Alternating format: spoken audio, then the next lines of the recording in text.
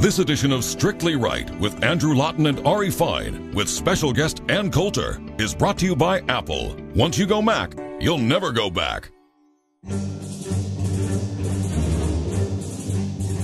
Broadcasting from the foothills of Soviet Kazakhstan, here are Andrew Lawton and Ari Fine of StrictlyRight.com with your weekly dose of common sense and right-wing commentary, the kind you won't find in the mainstream media. Unless you're a liberal, a jihadist, or both, come on in. Strictly Right starts right now.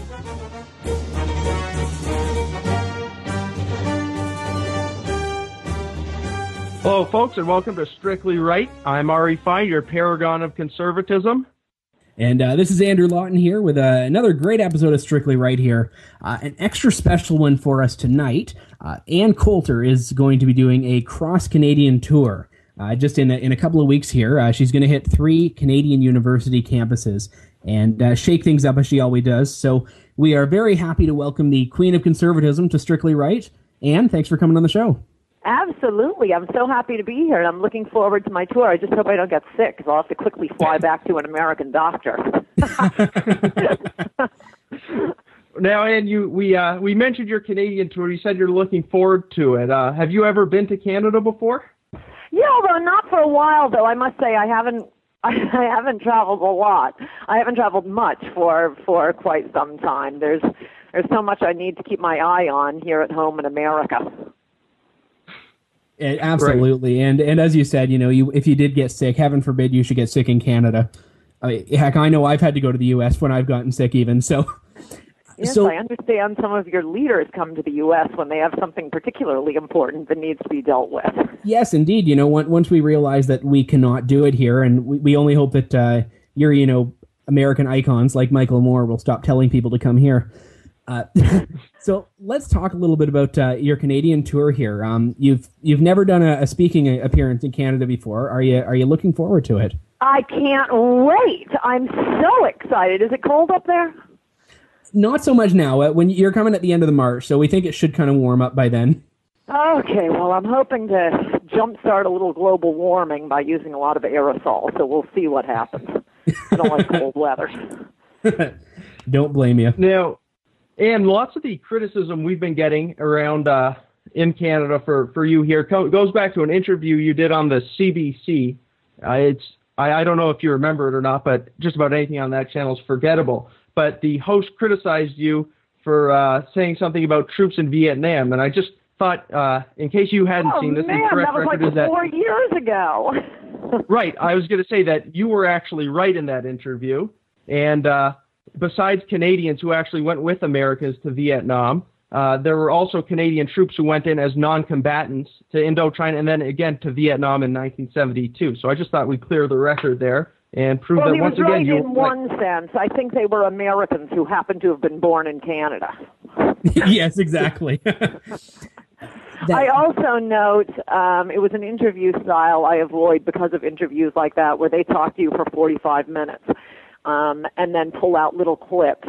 And if the host, I don't remember since it was, 16 years ago, wants to get cocky about this, I request that he put the entire interview online and not the parts he pulled out. So there you have my response. Gee, and I think we'll see who the idiot was. I think that was a given once I saw that, and they actually made me watch that in a political science course when I was in college. And as soon as it ended, my first response was, "Okay, where's the rest of it?" Because, you're right, I knew it wasn't a short. It should have been a journalism class on how to how to propagandize effectively.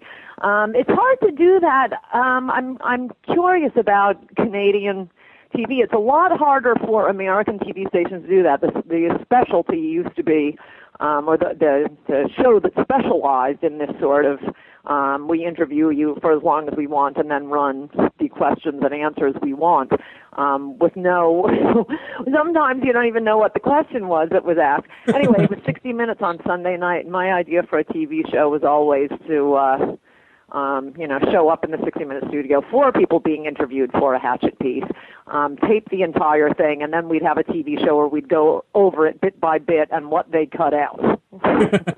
Well, and the advantage that network has is that they're owned by the government, so they can do whatever the heck they want and not have to worry about ratings. Do you get Fox News up there?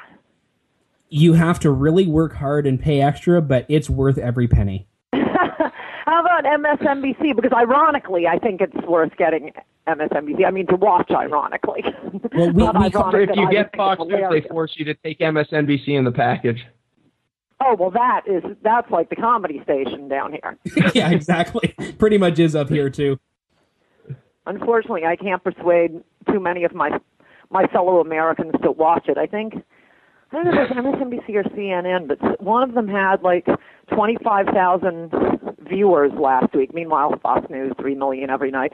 And during the day, MSNBC gets around 17,000 viewers. So, in other words, I could just speak particularly loudly while taking the New York City subway and reach more people.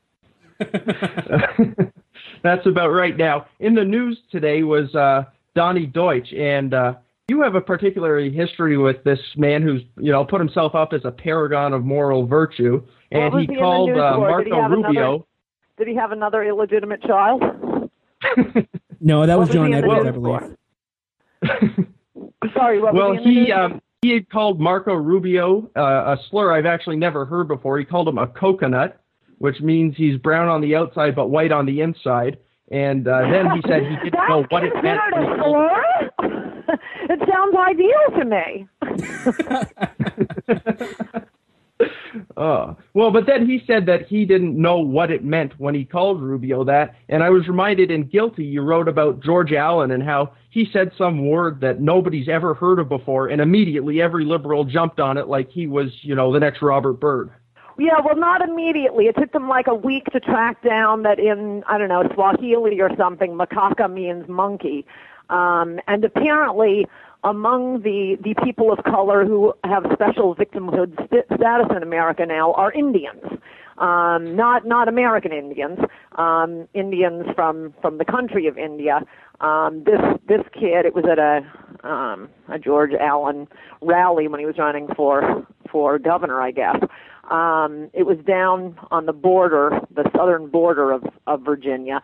So the Indian kid was the richest person in the crowd. He was there with a camera to try to catch Republicans, just average Americans, middle class in a rural area. Try to catch them saying something stupid so they could become YouTube celebrities.